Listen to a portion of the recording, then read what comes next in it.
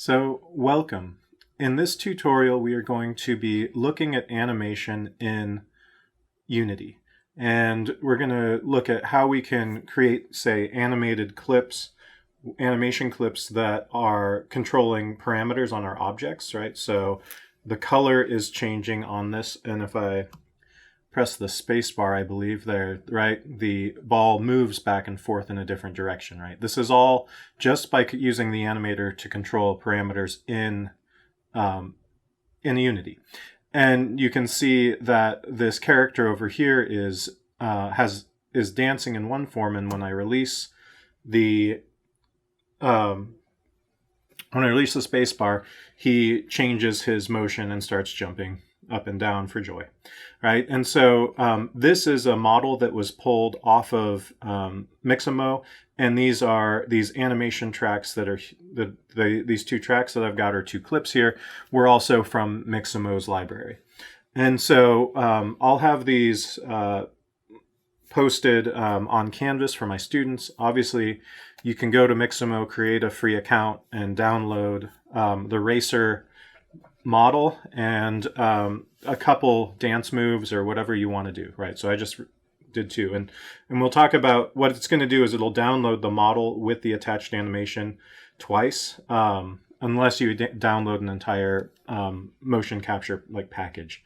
So there's like a fighting pack and capoeira pack and things like that will have a bunch of clips in them. But this is just two separate ones, and we'll look at how we get both of them applied to one model. Yeah, so let's go ahead and get started. So the first thing I'd like you all to do is we're going to go ahead and create a new scene. So we're going to step away from what we've been doing previously, because it's just easiest to have nothing else going on while we just discuss this. And then, right, we've done a lot of work with Bolt in the previous tutorials, and so we're going to use Bolt in order to do the control aspect in terms of choosing which one of these animations to play. But that'll be pretty minor. It's like the simplest graph of all time. So in this new untitled scene, let's go ahead and save it, just because that will make our life a lot easier. And I'm going to navigate to scenes in my folder, and I need to clean this up so bad. Okay, so it's in scenes. I don't want to name it the road tile move asset. I'm just going to call it animation. The other one was playground, so this will be animation party, whatever you want to call your scene. Let's go ahead and save it. Okay, so I've got my scene. I'm going to actually hide this real quick and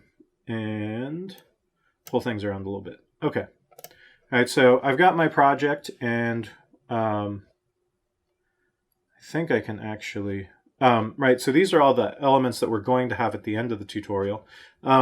Go ahead and, with your assets folder selected, go ahead and create a new folder, and then name it, right? It just pops up here with no name. So I'm going to call this anims. I already made one called animations, and I just want to have a blank folder, so when we're moving things in and creating assets, we can do that easily. So how do we do animations, and what are the different types of animations? So there are two primary forms of animation. There's frame by frame animation, which means that you have a static image or a static 3D model or whatever static pose for each and every frame, right? So you'd have to have 60 images for a 60 frame per second animation, right? And then there's what's called keyframed animation, where it's procedural, right? You tell Unity or whatever program you're animating in, the position, the X position of this object should be 0 at time 0. And let's say 1 second later or 60 frames later, you create another keyframe and you say the object should now be 50, X should be 50 or something. And then the computer will figure out how to subdivide the motion across those intervening frames.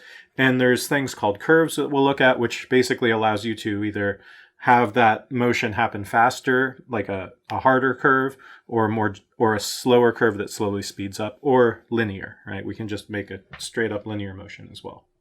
Okay. So let's go ahead and get started. So the first thing we need to do is we need an object that we are going to put animation on. And so, and we're going to start with just an object in our hierarchy. So I'm going to go ahead and, like I did earlier, we could do a sphere, you could do a capsule, cylinder. I wouldn't say do a plane or a quad, but yeah, use one of the, three-dimensional objects here. So I'm going to say capsule, why not? And so this is the object that I want to be able to animate. So what I need to do in order to do this is I need to have this object selected. And the easiest way to, if you're going from the point of you don't have your animation clips already, you're going to be creating a new animation clip. The way that you do that is you want to make sure your object is selected. You go up to Window, Animation, and Animation, right? Or Command or Control 6. Now, once I do that, what it's going to do is it's going to pop up this window, and yours might be something more like that. I had mine stretched out pretty intensely.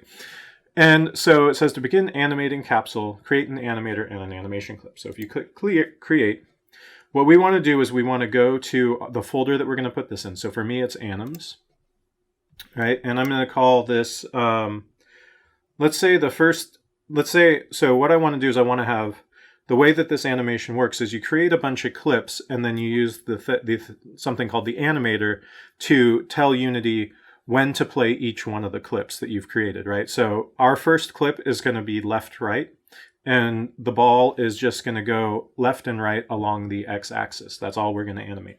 So I'm going to call this left, right, and I'm going to hit save. And when I do that, what it's done is it's created this animator component on my capsule object. And it's also created the animation clip, the animator controller called capsule. And right now, what's open here in the window is my animation clip, right? And so if I go to the anims folder down here, right, you can see that I have two assets. I have this is my animator controller, and we'll talk about that in a bit. But this is my animation clip. And you can see that it says left, right, animation clip up here in the inspector. It tells me I'm going to be looping time by default and some other things, okay? So now I need to, you'll notice that my animation window vanished. It does that. And so what I need to do is select capsule again, go to Window, Animation, and Animation. Right. And sometimes if you're doing a lot of animation, if that's like where you're at, you can click, right, you can grab this tab and you can pull it down into any window so that you always can hop back to it. And that's what I'm going to do right now, just because it's going to make my life so much easier if I can have it here with my graph and console and everything else. Right. If you ever want to get rid of something, like you've just loaded this up, you just click on the tab, right click, and you can go to close tab, and it will hide it from your window. Okay, so how do we start to animate this? Well, the first thing we need to do is we need to click Add Property. Now, these properties are anything that's attached here that has a variable that we can change, right? So one property we can animate is position, we can animate rotation, we can animate scale. We can animate materials through the mesh renderer. We can basically animate anything. It's pretty amazing. And what's nice is that this is really great if it's something that we know we're going to need to do over and over and over again. Rather than coding this animation, we can just have a line in our code that tells this animation to play. So I'm going to go ahead and click Add Property, and you'll see that I can't I can't actually control the animator through this. That would probably just destroy everything, and there's no sense in that anyway. But I can control my transform, my mesh renderer, or my capsule collider, right? So if I flip open one of these, you'll see that I have the ability to control position, rotation, and scale. And if I flip open my capsule, some of the things I can do, I can say whether or not it's a trigger, I can adjust the radius, the height, right, the center, all of those things.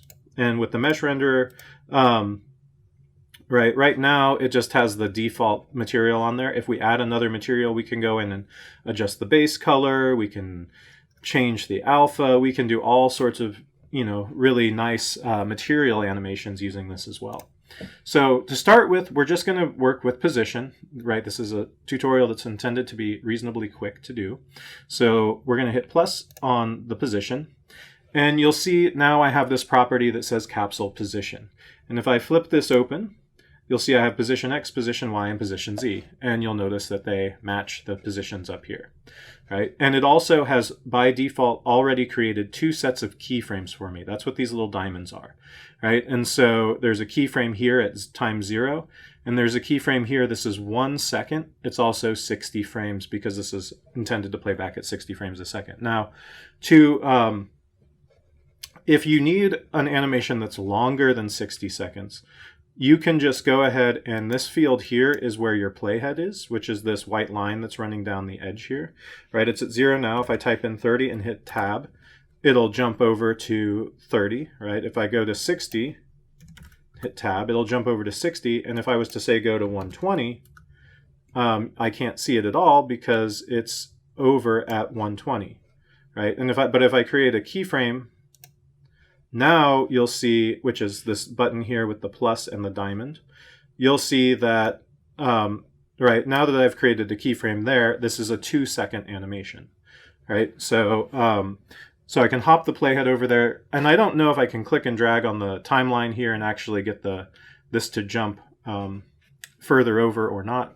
I haven't actually played with that too much. But so let's say, go ahead and do that. Set a new keyframe at 120 frames, and then we're going to leave this keyframe alone, and we're going to leave this keyframe alone. But what I want to do with these is I actually want this all to be just zeroed out for the time being. So I'm just going to say 0, 0, and 0, right? And now I'm going to jump back to frame 0, which if I just click and drag on this line, I can drag over there. The other trick is, right, at 60 frames a second, you might be off by a frame and not know it.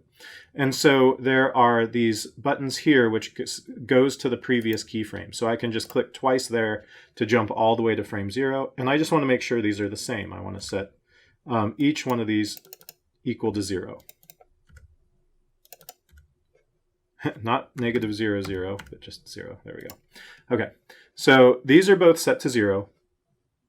And already, if I was to drag this, if I'm to drag this playhead over, come on, there we go. You have to do it on the time bar, right? You can see that, right, I'm getting some animation. It's actually rolling up and over. And so what I want to do now is I just want to make sure I'm on my center keyframe, and I actually want to set this so it's correct. So, right, I don't want this is left and right, and so it's going to be going along. My camera is actually in a weird position, so I'm going to go ahead and rotate the view here, right? Because what should be left and right, Z is always the forward-backward direction, and X is left and right. So I want to be able to have this thing go left and right. And so I'm going to leave X alone for right now, but I'm going to zero out Y, and I'm going to zero out the Z value. And then with X, let's just go ahead and set this to -2.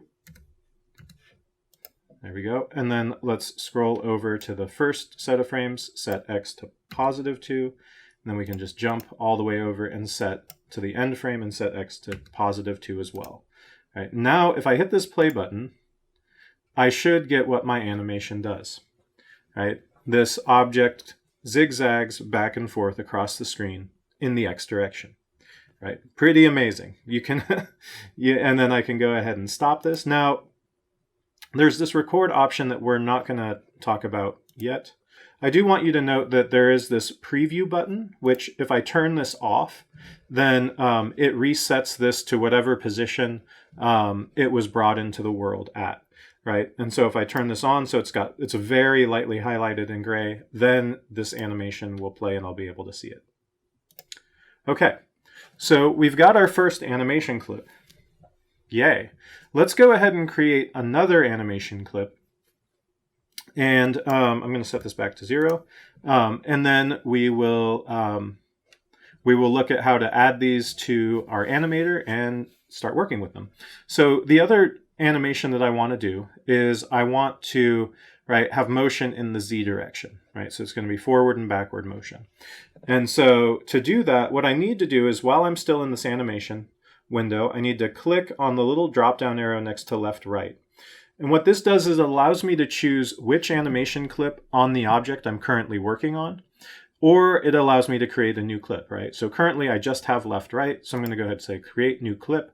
It's going to open up a save dialog, and I'm already in the anims folder, which is great. I'm going to call this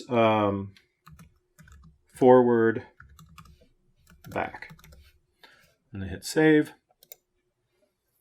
And I'm going to go ahead and click add property. Again, I want to open up the transform and I want to choose position. Now, something that always gets me is I try and click on position here and nothing happens. You actually have to click the plus sign. All right, so I've created this. So let's go ahead and do some of the same steps because we want this animation to be 2 seconds long too. So let's go type in 120, hit tab, and then let's go ahead and create a new set of keyframes. And while I'm still on those keyframes, I'm just going to go ahead and zero everything out. But this time, since we know kind of know the plan, know the lay of the land, I'm going to zero out X and Y, and I want Z to be 2. All right, because this is the far end of my range. I want that to be a positive 2. So let's go ahead and hop to the middle keyframes at 1 second, which should be right there. Right now, note I didn't even move my window over because this is a simple animation. I didn't really need to see those keyframes move. Now, so then the other thing, so here I want this to be -2 for Z. I want Y to be 0, and I want X to be 0. And then I'm going to hop over to the very first keyframe. Again, I'm going to zero out X. I'm going to zero out Y, and I'm going to make this a +2. And now I'm going to go ahead and hit play. Okay, and so this is my second animation clip. Now, for some reason, and you know what, this is a great example of, you know, maybe there's like maybe this is one of those games where there's all of these moving obstacles that you need to dodge in order to get through. And maybe this one has a behavior where, right, it goes forward, backward for a bit, and then it switches to go side to side, and then it switches back to forward and back again. Okay, so I'm going to go ahead and stop this. I'm happy with this animation clip. And so now let's go ahead and preview our scene and see what happens. Because currently we have our 2 animation clips, and you'll see what happens. Okay, so what's happening is that the first clip is looping endlessly, right? It's looping endlessly. The second clip never gets called, right? And this is the way that Unity works. So we'll need to now tell Unity when we want each clip to play and how we want to be able to transition from one clip to the next and what the trigger for that transition is. So I'm going to go ahead and stop this, and before we do that, I want to talk about some of the settings here on the animator. So the animator typically has a controller. It always needs to have a controller to work, right? And ideally, when you're creating this, it creates that controller. Some models and some animations will have an avatar. I have never come across anything where I've actually used an avatar, but then I have not done a lot of, like, you know, super in-depth like character animation and things like that. So so that might be you know, something someone else can. There's probably a great tutorial about what avatars are and how to use them. I just have not done it. So the other this option here, this apply root motion.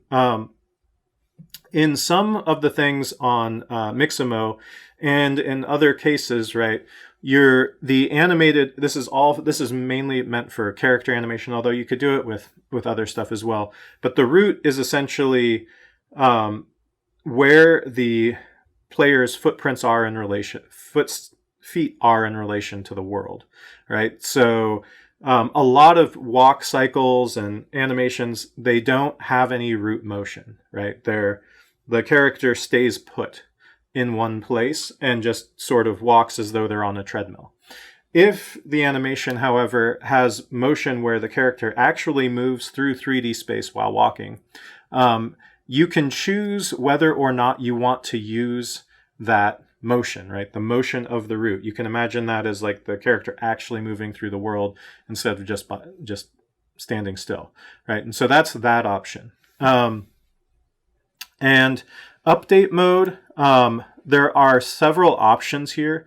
I'm not going to worry about unscaled time right now. The two that tend to get used a lot, so we'll talk about that in a second. But so normal just means it updates with the standard update unit, right? It's updating, and this is right, but it's not going to be fixed, right? It's not going to be doing something that's, this is for things that don't have any relation to physics. So you don't care that it's updating at the same moment every time or not, right? If you're going to be doing something with physics, like say this collider ends up slamming into objects that have rigid bodies attached to them and things, then you would probably want to switch this to animate physics.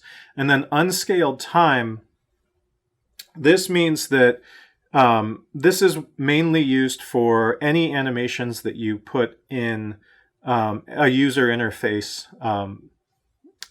because you may have, say, slow motion going on your screen, and when and your character wants to bring up like an item list or something that has like some potion that restores time to its normal scale, you don't want that menu to slide up in slow motion as well. You want that to pop up in normal time. And so that's what the unscaled time option is.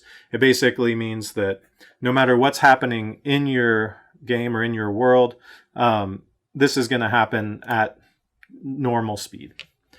And then the culling mode. So this is an optimization feature. If you say always animate, what that means is whether or not this is on screen, it's going to be animating in the background. It's going to be running. That process is going to be going, and it's going to be taking some system resources. If you say cull update transforms, what that means is, and in this case, there's, what it does is it still keeps track of where you are in your animation clip, but it doesn't do anything with that information until the object's in view of the camera again.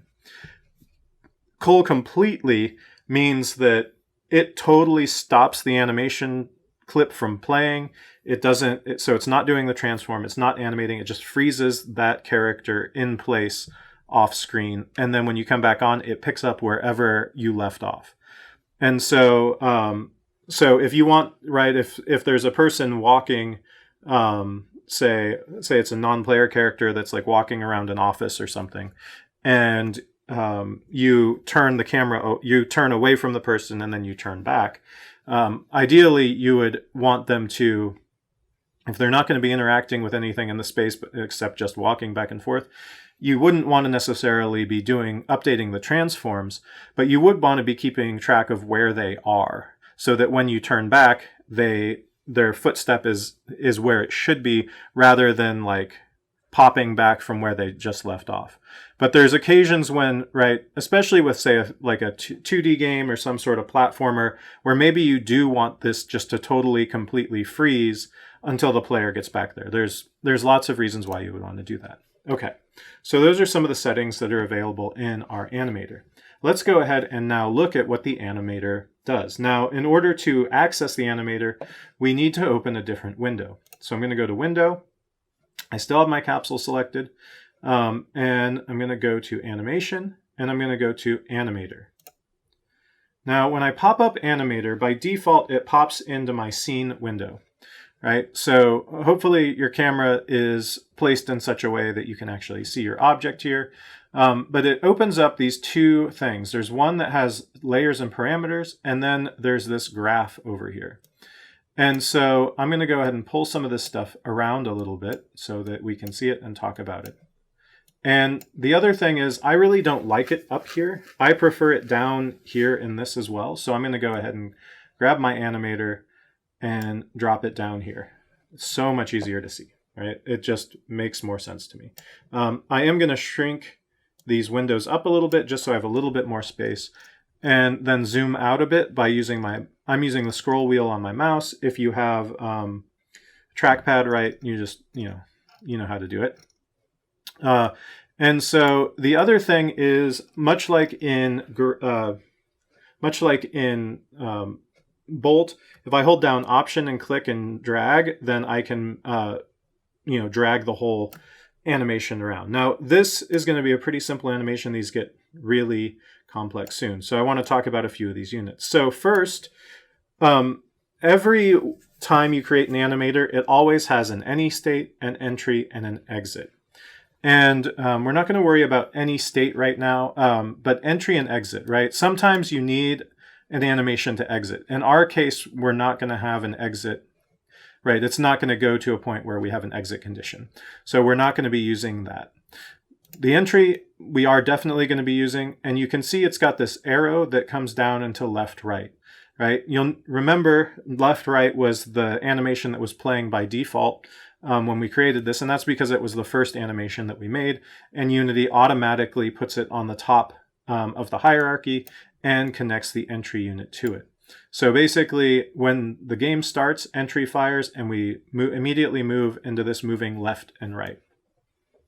So forward and back is our next one. Now, if we wanted to switch these so that this one is the default, we just select it and right-click and say Set Layer as Default State. Right? So that will make it orange, and then it will connect it to entry automatically. Okay, and then if we were playing this, it would be going forward and back rather than left and right. Okay, so how do we move from one state, right? That's what they call these things. This is an animation clip, but it's also a state, and this is called a state machine because what it does is it has a state where certain actions are happening over and over and over again, and then some trigger event happens that causes it to transition into another state. And then again, this will happen until there's some trigger event that causes it to transition back, right? So let's go ahead and we're going to just leave forward back here and left right here. So how do we get these two to link? All you do is you right click on the one that you want to draw a transition to, or sorry, from. So I want to go from forward back to left right. So I right click and I say make transition, and then it will bring me this wire, and then I can come over here and it'll snap to this object. I click once and it's applied. And so now what happens is the way this behavior defaults, let's go ahead and watch, but it's going to play through this animation. And once it's done playing through this animation, it is then going to transition to the next one. And let's see how that goes. Okay, so it's going forward and back. Oh, and did you see that? Yeah. And you'll note that there was a change that happened in there as well, right? It didn't just go straight. It didn't just switch directly, it actually curled around. So we'll watch that again in a second. But you'll see that once it transitions here, this animation is playing, and you can see where we are in the animation by that blue animated bar.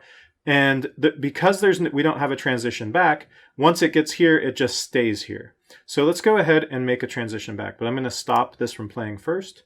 I'm going to right click, I'm going to say make transition. I'm going to snap this back to forward back. And now if I play this, it should just loop back and forth between the two states.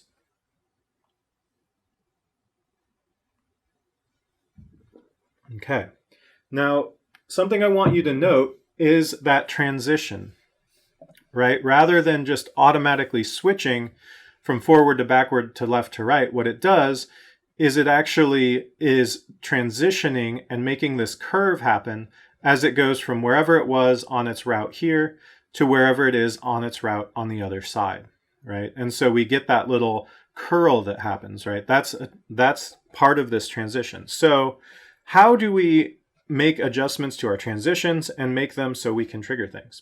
Great questions. Let's go ahead and find out.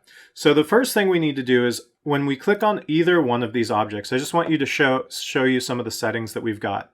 So first, we've got speed, right? We could make this play back at double time, triple time, etc. Whatever we want. We can actually create a parameter for a multiplier. We're going to talk about these things in a bit.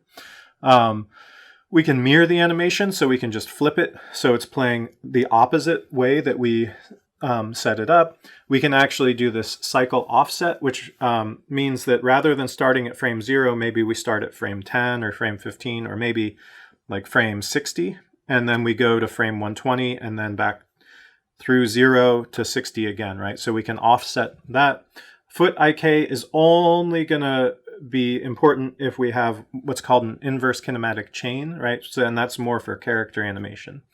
And then there's this right defaults. Now you'll note that if I check mark any of these try and check mark any of these options over here, it says must have at least one parameter of type float in the animator controller. We're going to talk about parameters in a second, so we're not going to worry about any of those. But then you'll also see it lists whatever transitions it has, right? There's, in this case, we only have one transition, which is forward to back to left to right. Now, if I had another type, maybe I had an up and down as well, right? I could have that forward and back also have a transition to up and down, and we could make like a triangle where they can kind of cycle between each other. In this case, we're just going to keep it simple and do 2. So I've got this transition. There's a solo or mute button. So if I don't want to see this transition happen, or if I only want to focus on this transition and not on, if I have a much larger graph, nothing else, then I can, if I'm trying to debug something, that's usually why you would want to use solo or mute. So, okay, because sometimes these things conflict with each other. So so let's go ahead and click on that little triangle pointing down towards left, right. This opens up our transition, and our transition has a few options here, right? There's this we can actually create an asset that is an animation transition, but we're not going to do that right now. There's this there's a check mark that's on by default that says has exit time. What that means is after a certain amount of time, this animation will exit. If it doesn't have an exit time, then it's just going to play back and forth continually until we tell it that we want it to transition. In our case, we're going to just leave this setting alone. If I flip open the settings option, there are several things that come up. First, there's the exit time, right? So it says it will exit after, it's not even 2 seconds, right? So it's actually going through this and not exiting. Okay, so it's not even getting to the full 2 seconds at this point before it exits, right? So we could adjust this time up to the full. We want to make sure the full animation plays, or we could let it exit more quickly, and we'll talk about why you'd want to do both of those once we add some control to this. So the fixed duration, what this means is that the transition duration is independent of state length. So that just means that we can manually set how long this transition should be. In this case, it's 1/4 of a second, right?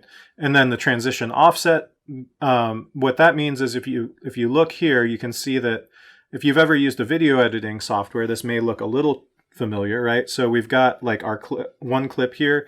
We've actually got a second clip over here because if we do adjust this transition offset, we might need the front part of our forward back. But what it means is we can scoot whether we should, taper this animation down here until it gets to 0 at this point while we're tapering this up, or if we want to scoot this over so that we actually transition at a later point in our animation clips.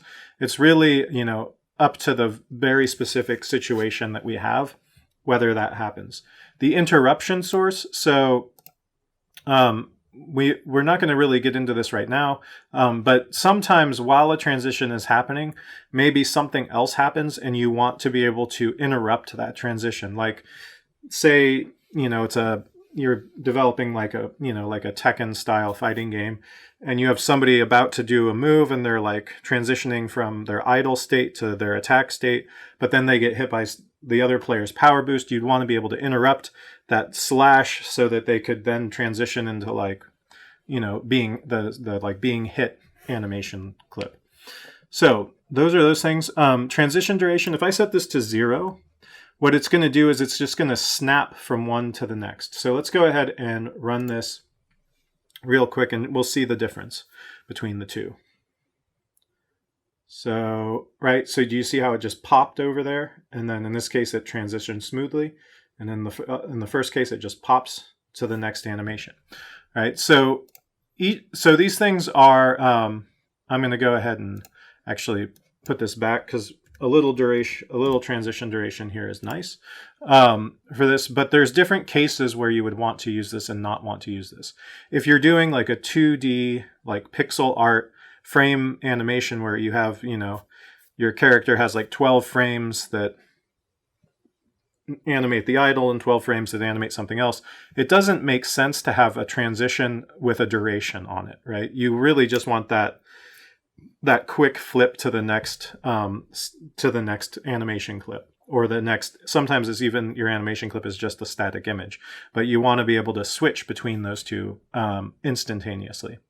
Okay, so we've got that, and then finally down here there's this list of conditions, and we'll get to that in a second. So let's click on this other option here, and again, the settings are all identical, right? These are the default settings. They're both, you know, running for, you know, less than a full second before they switch. So let's go ahead and make them run the full length before they switch. So let's just go ahead and say 2 seconds, and then let's go ahead and say 2 seconds. And so let's go ahead and run this real quick and see what happens. Now, if we do the full length, right, that means that it's actually going to be, that transition is going to be happening after we get through that full length, right? Still looks about the same because it's happening basically at the same point. We're just making it, right, a little bit longer. Okay, so we've got our two transitions happening. Fantastic. So how do we get this to not transition unless we want it to, right? So if I press, say, the space bar, that's what I want to, that's how I want, in this case, that's what we're going to use to change between the two states. Now, this would be perfectly okay if you just wanted to have this object just always going back and forth and left and right and switching up. You could, at a uniform state, you could do that with what we've just learned right now. But if you want to be able to control it, then we need to create some parameters to do that. And so what we're going to do is we're going to come over here. We have this layers option and parameters. We're not going to worry about animation layers right now. That's for like if you have really, really complex sets of animations. Layers can be a really good way to clean it up some, but we're not going to worry about it. So what we're going to do is we're going to go to parameters, and we're going to pop this open, and you'll notice that we have the option for a float, an int, a bool, or a trigger. Floats are floating point numbers, surprisingly enough. Ints are integers or whole numbers. The bool is true or false, and a trigger is true or false as well, but it's a different type of bool, and Unity treats it a little differently. And so what we're going to use is, right now, we're just going to use the simplest stuff because all we're going to be doing is checking to see whether a button is pressed or not. So all we need to know is true or false. So I'm going to click on New Bool. I'm going to create this new bool, but I'm going to call this, I'm just going to call it next. And so next comes up, and there's this empty box here. That little checkbox is what allows us either to set this as true or false by default. If it's empty, it's false. If I check mark it, it's true by default. Let's go ahead and create a float real quick just so we can see, right? So if I create a float, and I'm just going to call this Floaty, we're not actually going to use this. But so Floaty, right, I can set a default value as well in here. And you'll note that, right, when I first did this, I was like, why is there this checkbox with no text near it? It would be great if it just said value here and value there, and then we'd know, but whatever. So we're going to be using next. We want it to be unchecked or false by default. And then what we need to do is we need to say, okay, well, depending on whether or not this changes, how do I make sure that this transition happens or doesn't happen? So I'm going to select my first transition here that's going from here. And next, we're going to use for both. That we're going to use this value to go to this change in motion in both directions. So I'm going to select here, and I'm going to go to this conditions, and it says list is empty. I'm going to hit plus. And because I only have, well, I have two options here, right? But because next is my first option in this list, it is the default one that this pops to, right? If I click on here, I could switch to Floaty or anything else that I have in this list. And then the condition is true. That's right. This is what I want. When when the button is pressed down, and it's going to switch this, what's going to happen is next is going to be turned true, and that should then alert this to transition from forward back to left right.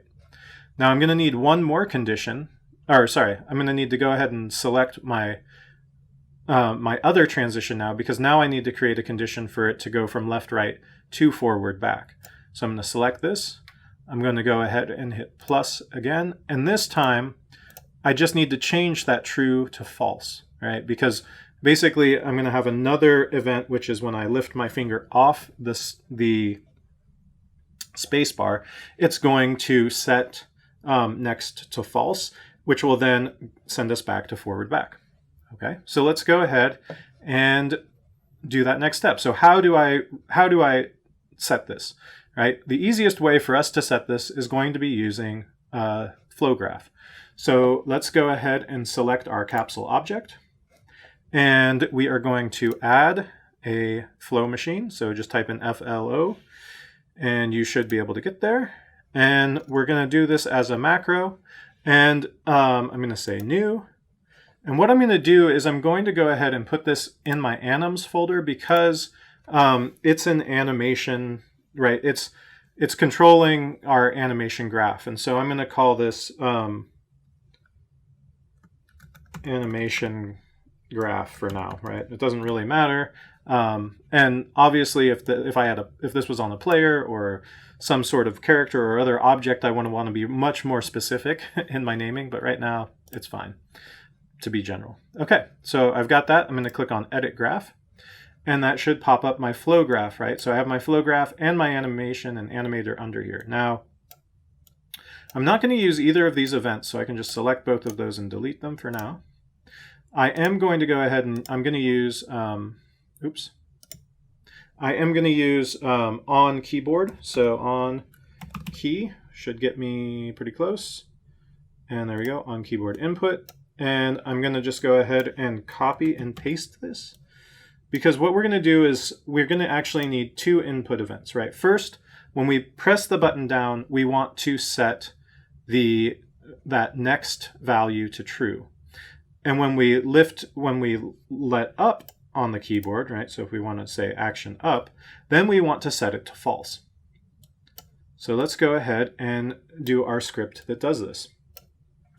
So I'm going to need to be able to access that parameter, that next parameter, and actually set that value using my animator. And so if I right click and say add unit and type in animator, and then say, you'll see that a bunch of options come up. And there's actually, we're going to talk about this at some point, but specifically with 2D animations and anything when I was talking about frame by frame animations, rather than connecting all of your clips with transitions, you can actually just play whatever the different states are, right? You can use code to play these things. And so it's a much more efficient and clean way to organize your animations, especially if it's a reasonably complex set of potential animations. Okay, so I'm going to right click. I'm going to go to Animator. And what I want to do is I want to set that bool value. And with the animator, rather than just grabbing any old parameter by name, it actually has a get or set. And so we're going to say we're going to say set BOO, right? So set bool.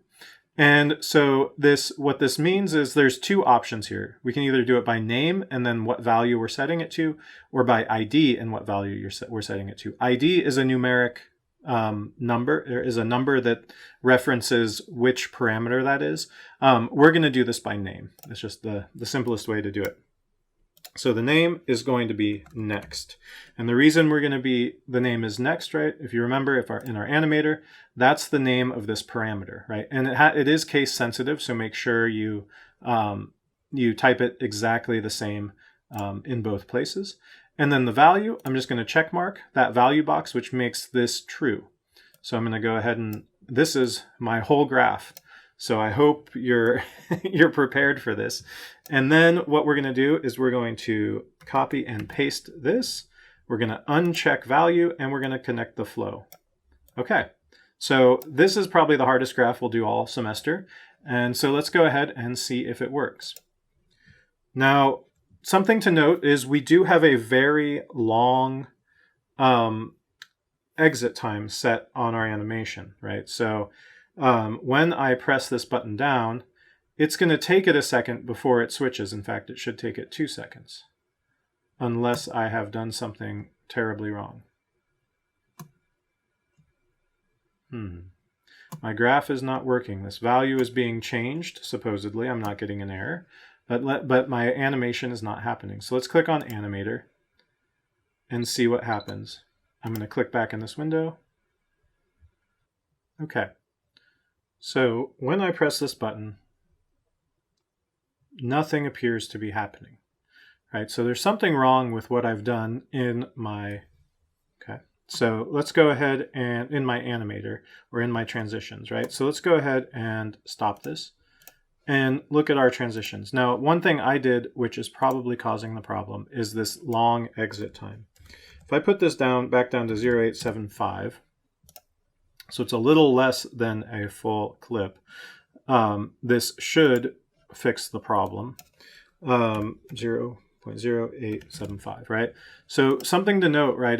Even with this shorter exit time, if I run this and I just don't touch anything, my object is still going to be looping. It was set to loop by default. It's just going to keep going and going forever. And then now if I press down the space bar, right, this changes, right? And I release it and it'll change back. Press it down, it'll change again. Release it and it should change back. And you'll note that depending on where it is in the animation cycle, it's not going to exit until it's done animating. So if I press this button late in the process, it's going to be a really quick transition. If I press it early in the process, so if it's just starting, it's not going to respond for quite a while. And so that's something to note and be aware of, and that's what this exit time does. So let's go ahead and pause this and turn has exit time off on both of our transitions and see what happens. So I'm going to uncheck has exit time. I come over here, I'm going to uncheck has exit time, and let's go ahead and run this and see what happens. Okay, so now you can see that wherever it is on the wherever it is when you press that button, it's immediately going to transition to the next thing, right? So it doesn't, and then you'll notice it runs for just a little bit longer, and that's basically the amount of time it takes to do that transition, right? So this is a way to have this be much more responsive. And sometimes you want something responsive, and sometimes you want your animation to complete before the next thing happens. And it really depends on what you're doing and what the object is and what the context of that decision is, right? In our case, let's go ahead and leave this with has exit time unchecked. Okay, so we have successfully created our first animation graph. So the next tutorial is going to be really quick because all we're going to do is we're going to be looking at how to bring in an asset from Mixamo and use that in our scene.